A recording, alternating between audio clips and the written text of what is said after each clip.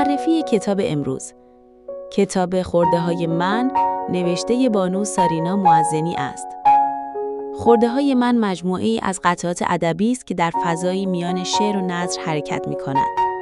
این کتاب در دوران معاصر نوشته شده است و نویسنده با بهره‌گیری از تصاویر و استعاره‌های متعدد احساسات و تجربه‌های شخصی خود را به زبان می‌آورد. قطعه‌ها اغلب کوتاه و مستقلند. این کتاب به دغدغه‌هایی چون هویت، رنج، خاطره و آرزو می‌پردازد و در آن عناصر طبیعت، اشیا و رخدادهای روزمره به ابزاری برای بیان احساسات بدل می‌شوند.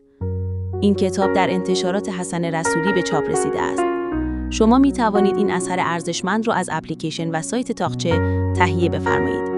انتشارات حسن رسولی، نامی فراتر از یک تجربه.